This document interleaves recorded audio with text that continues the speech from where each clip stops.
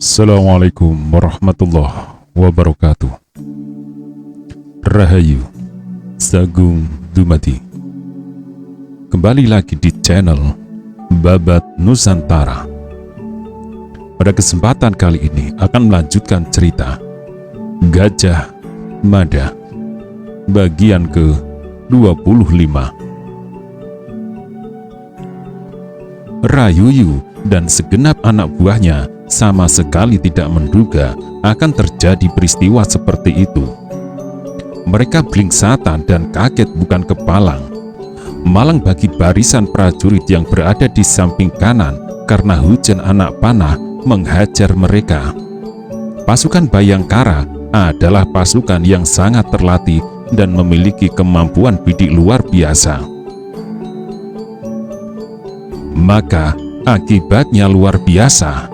Pasukan Rayuyu dan Rabanya yang sama sekali tak mengira akan memperoleh serangan dadakan itu jatuh berkelimangan. Gagak Bongol dan Lembang Laut dengan senjata mengarah anak panah pada kuda yang paling depan. Kuda itu ambruk disusul kuda di belakang yang terhalang ikut-ikutan ambruk.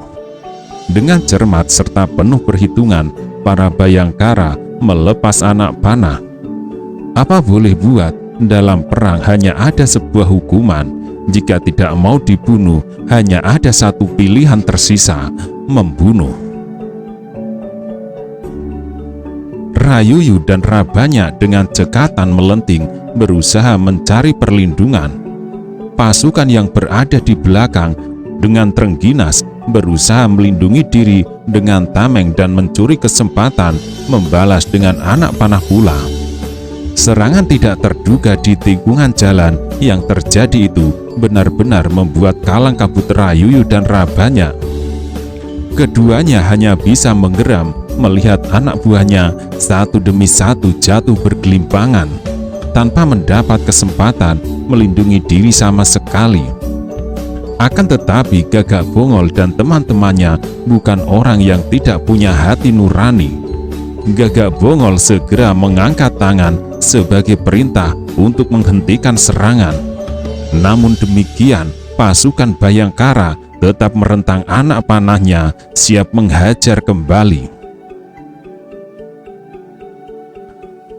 Hening meraya beberapa prajurit yang terluka, merintih kesakitan, dan sebagian diantaranya bahkan langsung mati. Rayuyu dan Rabanya kemudian bahkan melihat lebih dari 10 orang anak buahnya telah terluka melalui serangan mendadak itu. Yang kemudian memaksanya harus menghitung keadaan adalah sikap pasukan Bayangkara. Mereka tetap duduk di atas kuda dan masing-masing telah siap melepas anak panah. "Semoga kalian belajar dari keadaan," berkata Gagak Bongol. "Kami pasukan Bayangkara bukan jenis pembantai yang tidak punya perasaan. Kalau kami mau, tidak akan ada yang bisa kembali dengan selamat dari tempat ini." Rayuyu dan Rabanya terbelalak. Demikian pula para prajurit bawahannya. Semua kaget dan kebingungan. Orang yang baru saja bicara dengan suara lantang itu berpakaian layaknya raja. Mereka bahkan menduga orang itu adalah Srijaya Negara. Kini, pada jarak yang sangat dekat, mereka melihat orang itu ternyata bukan Jaya Negara. Rayuyu dan Rabanya bahkan mengenali orang itu sebagai Gagak Bongol. "Gila!" Rabanya berdesis. Rayuyu dan Rabanya saling pandang. Kini mereka menyadari kesalahan yang telah mereka lakukan. Mereka ternyata telah tertipu. Orang yang mereka duga Jaya Negara dan dengan mati-matian diburu ternyata hanya seorang Bayangkara yang didandani layaknya raja. Melihat mereka kebingungan, Bayangkara Gagak Bongol tertawa terbahak. Disusul oleh segenap Bayangkara yang lain juga ikut tertawa. Rayuyu dan Rabanya merasa wajahnya menebal, melebihi tebal dinding kota raja atau istana. "Kalian mengira aku adalah tuanku Jaya Negara?" Bayangkara Gagak Bongol berbicara lantang. Lihatlah aku dengan seksama. Kalian tentu sudah mengenal dengan baik siapa aku. Apabila ada rasa kecewa yang amat menyakitkan, itulah rasa kecewa yang dirasakan Rayuyu dan Rabanya. Dan lebih menyakitkan lagi, karena kini mereka berada dalam ancaman anak panah. Dengarkan kalian semua, Gagak Bongol berteriak dengan suara amat lantang. Kuampuni nyawa kalian dan kalian boleh pergi. Hanya Rayuyu dan Rabanya yang harus tetap tinggal. Menjadi gempar para prajurit pemberontak yang terjebak itu. Mereka saling pandang antara satu dengan lainnya. Kini perhatian mereka tertuju pada Rayuyu dan Rabanya. Rayuyu dan Rabanya menyadari bahaya besar yang membayang di hadapannya. Kedua Wenesuka itu saling mengedipkan mata sebagai isyarat antara satu dengan lainnya.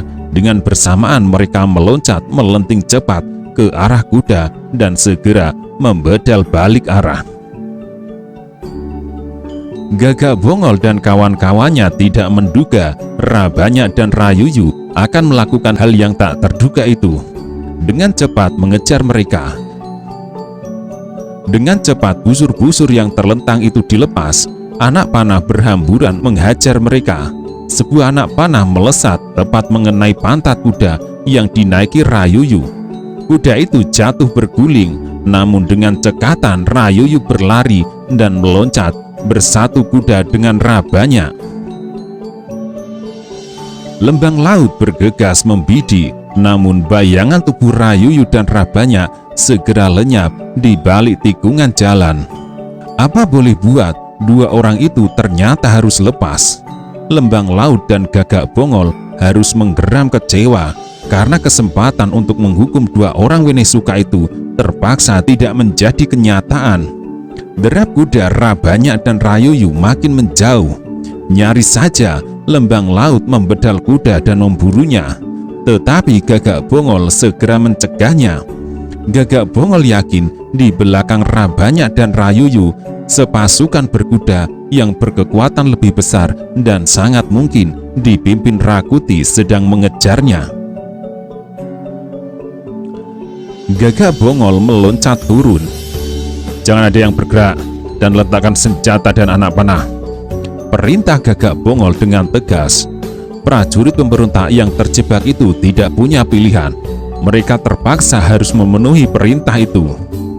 Jika mereka menolak, maka hujan anak panah beracun akan mengantar mereka menjenguk pintu gerbang kematian. Mereka yang punya anak dan istri belum menginginkan itu. Bahkan yang tak punya tanggungan keluarga pun belum ada yang ingin mati. Menjauh dari kuda dan berkumpul di sana. Sekali lagi Gagak Bongol memberikan perintah.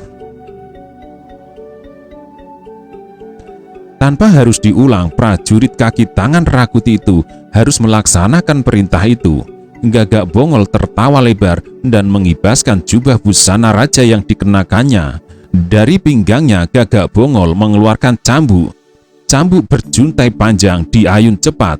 Ayunan sendal pancing cambuk itu menimbulkan suara ledakan yang cukup mengagetkan.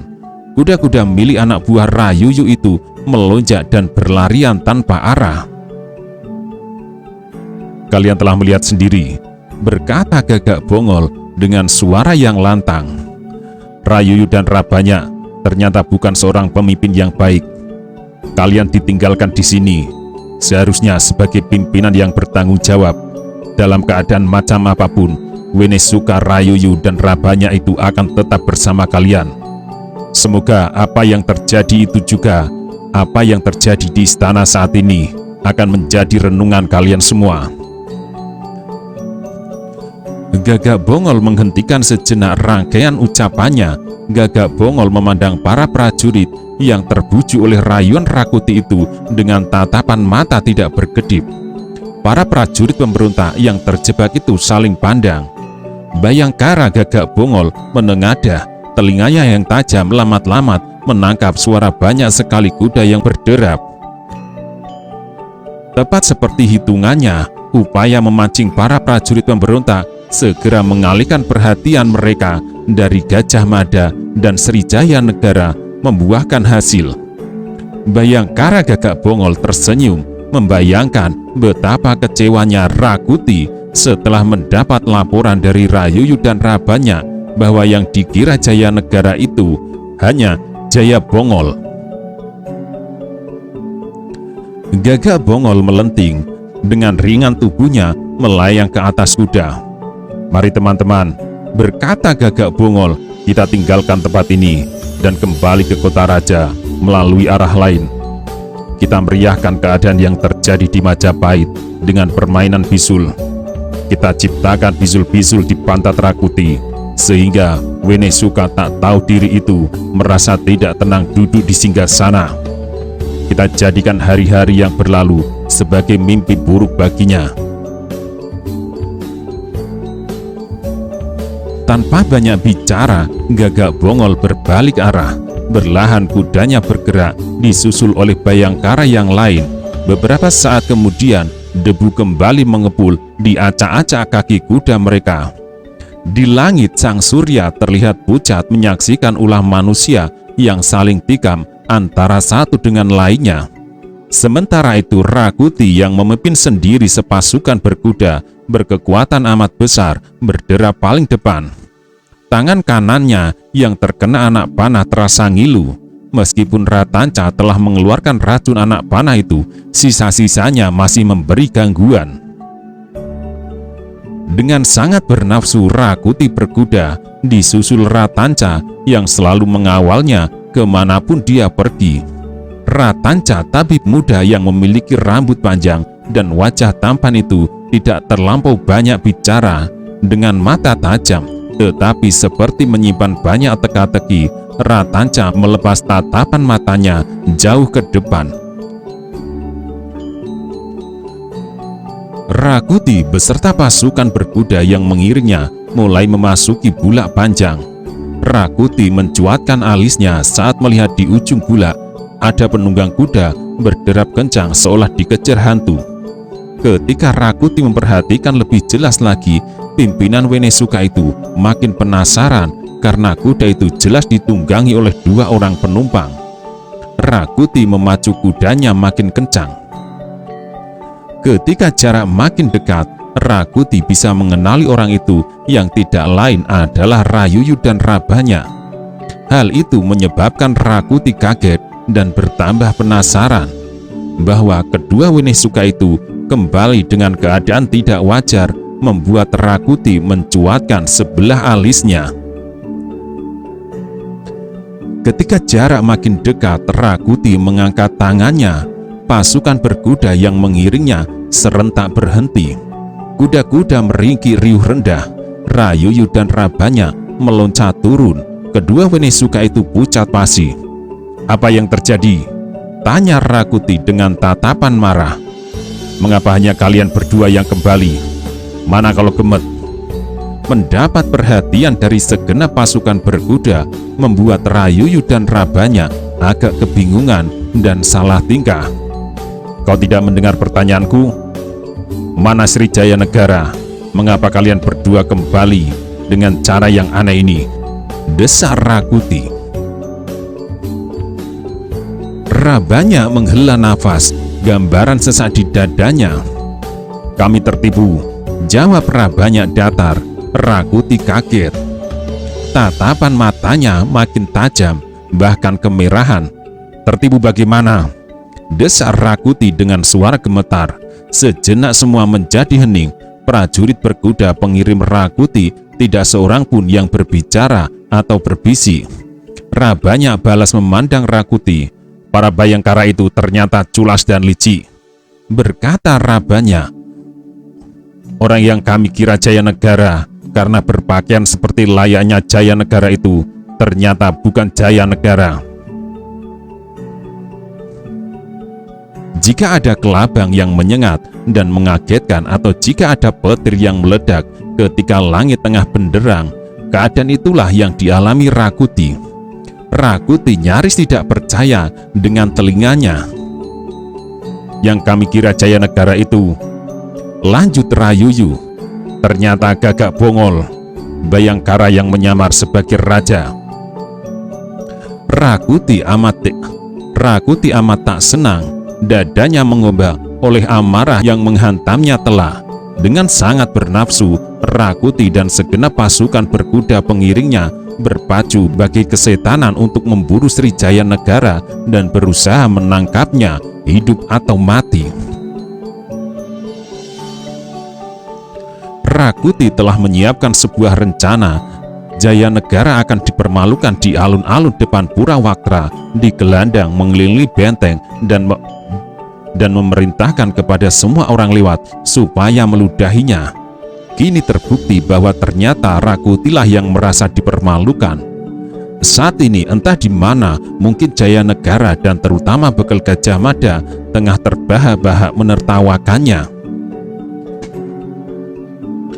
Rakuti yang merasa sangat kecewa itu akhirnya bahkan tidak bisa mengumpat lagi. Bagi orang yang kehilangan tenaga bersamaan dengan hilang semangat, Rakuti turun dari kuda. Ratanca bergegas meloncat dan menangkap lengan Rakuti. Rakuti yang mulai terpengaruh oleh luka beracun di lengan kanannya terhuyung-huyung dan nyaris jatuh. Tatapan mata Rakuti menyiratkan kekecewaan luar biasa. Jika ada orang yang mau menyediakan diri untuk ditempeleng, maka dengan senang hati Rakuti akan menempeleng orang itu. Ratanca bertindak sigap. Rakuti segera dibimbingnya untuk duduk di atas batu. Ambil keputusan, Rakuti. Ratanca berbisik. Semua orang menunggu perintahmu. Rakuti yang kehilangan gairah itu menebar pandang. Aku menginginkan Jaya Negara. Kolo Gemet akan menjadi sumber kesulitan di kemudian hari. Aku menginginkan Kolo Gemet untuk makanan macan. Ratanca yang mumpuni dalam ilmu tabib itu mulai membaca keadaan Rakuti yang mulai tidak waras. Pengaruh racun yang berasal dari anak panah dan pengaruh obat penawar menyebabkan kesadaran Rakuti jauh berkurang. Bahkan untuk berpikir jernih pun Rakuti mengalami kesulitan. Kita kembali ke kota raja, berteriak Ratanca yang terpaksa mengambil keputusan mewakili Rakuti. Seorang prajurit membantu Ratanca menolong Rakuti naik ke punggung kuda. Ratanca memberi isyarat untuk bergerak. Sejenak kemudian pasukan berkuda yang nyaris berkekuatan segelar sepapan itu kembali berderap balik arah. Jika semula pasukan berkuda itu berpacu bagi berebut cepat dengan angin, berbeda sekali dengan saat kembali ke kota raja. Semua terlihat lesu dan kehilangan gairah. Kuda-kuda pun dipacu ala kadarnya. Semua prajurit bagian dari para pemberontak itu mulai membayangkan bahwa kekuasaan Rakuti nantinya tidak akan langgeng, karena Kolo Gemet atau Jaya Negara kelak akan menjadi sumber masalah yang merepotkan. Kolo Gemet didukung oleh pasukan Bayangkara serta orang-orang yang masih menaruh kesetiaan kepada pendiri Wilwotikto, Raden Wijaya akan mengusik kekuasaannya dan terus mengganggunya. Sang waktu bergerak merambat sebagaimana kodratnya. Huru-hara di kota raja itu benar-benar meninggalkan keadaan yang mengerikan. Kota raja berubah menjadi kota mati, sangat berbeda dengan keadaan sehari sebelumnya. Perang pecah yang disulut pemberontak para Winesuka itu dimanfaatkan oleh para petualang dan penjara. Meski waktu kemudian beranjak ke arah sore dan akan disusul datangnya malam, asap terlihat mengepul di mana-mana dari gedung atau bangunan yang dijarah.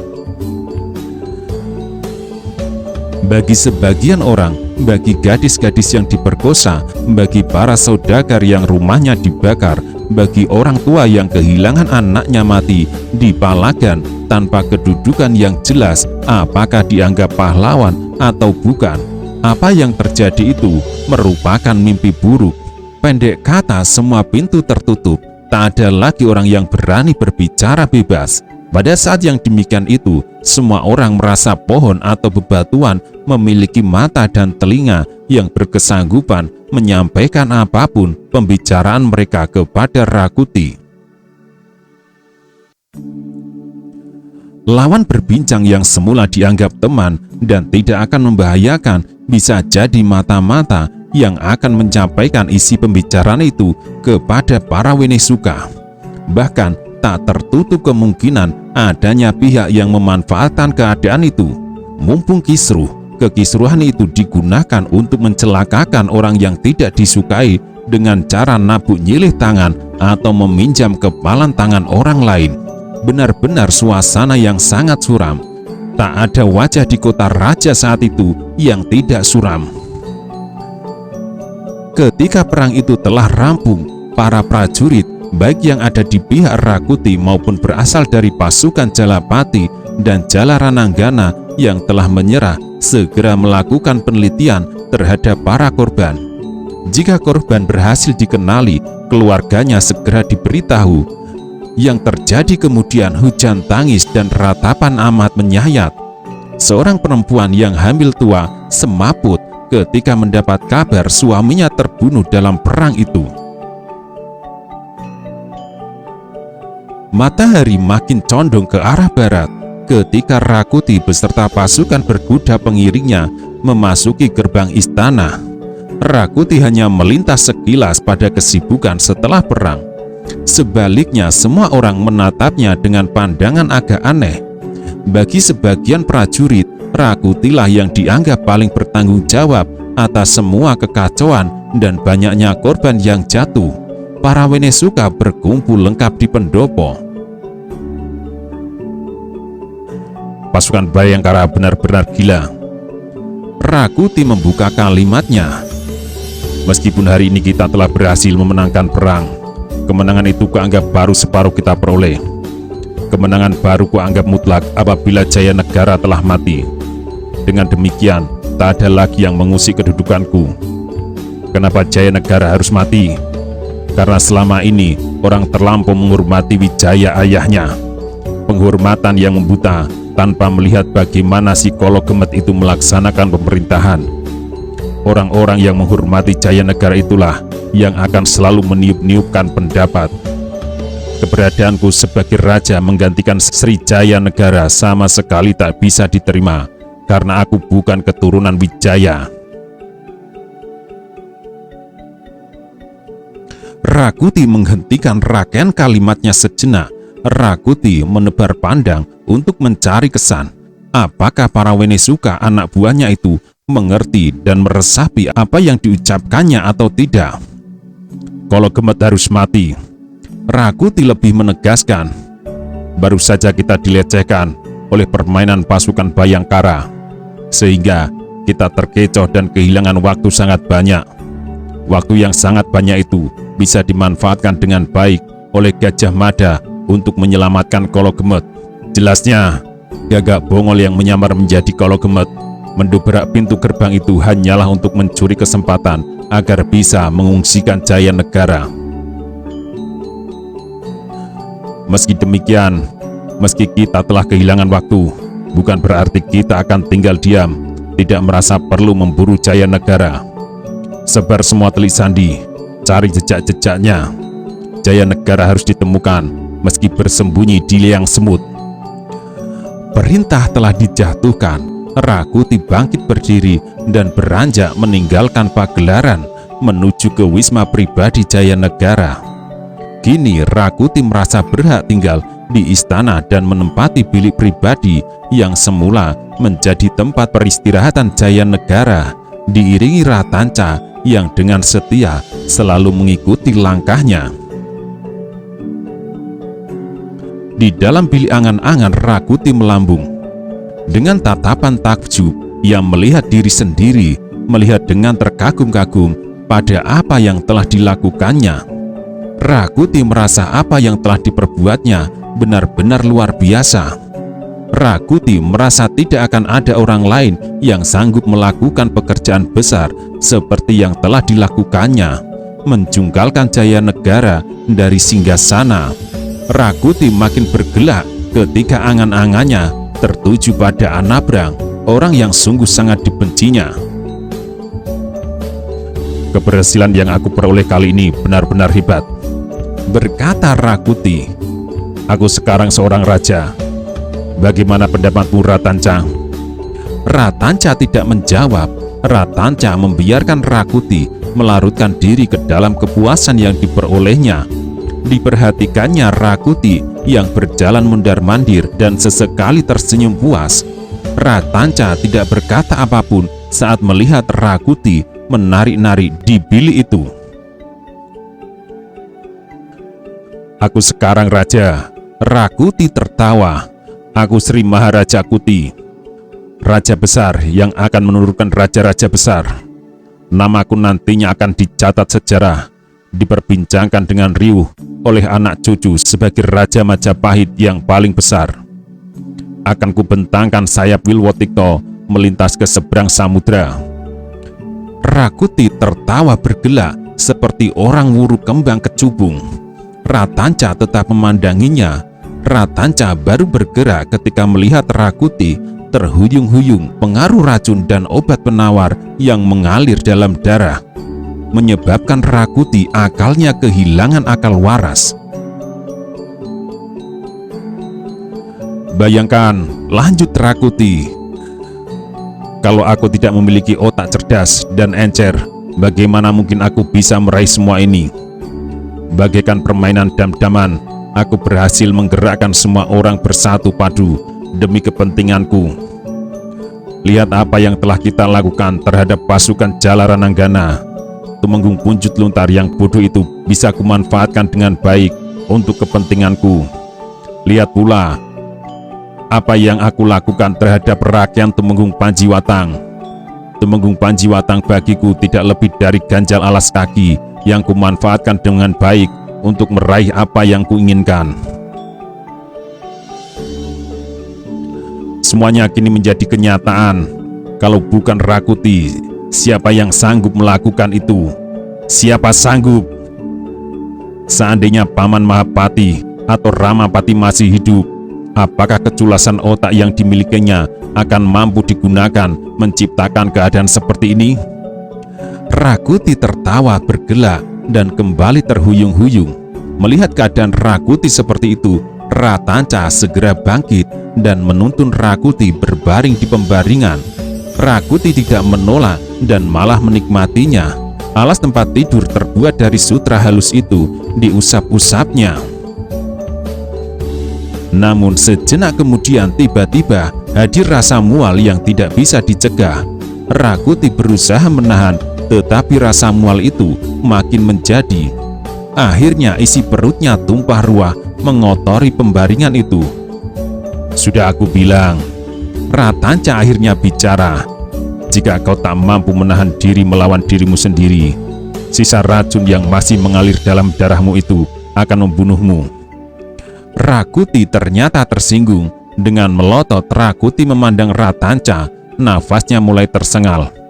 "Apa gunanya aku memilikimu kalau kau tidak mampu mengatasi keadaanku ini?" teriak Rakuti. Jawaban justru diperoleh dari perutnya. Rakuti merasa seisi perutnya bergolak. Kembali Rakuti harus memuntahkan segala macam isinya. Bahwa racun anak panah itu memang bekerja terlihat dari wajah kehidaman pada kotoran yang dikeluarkannya. Dalam pada itu, senja membayang bergerak menuju Botang. Para Wenesuka telah mengatur pengamanan istana sedemikian rupa untuk menjaga berbagai kemungkinan yang tidak diinginkan. Bangunan istana yang dikelilingi dinding tinggi dijaga amat rapat dan berlapis-lapis. Dan penjagaan seperti itu tidak mungkin bagi pasukan Bhayangkara sekalipun untuk menyusup masuk. Seiring dengan waktu yang ada memenuhi perintah yang diberikan Rakuti, para Wenesuka bekerja cekatan menyebar mata-mata untuk melacak jejak Kologemet.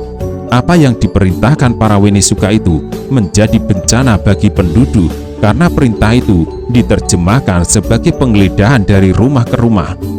Penggeledahan itu bisa berkembang menjadi perampokan pemerasan, bahkan pemerkosaan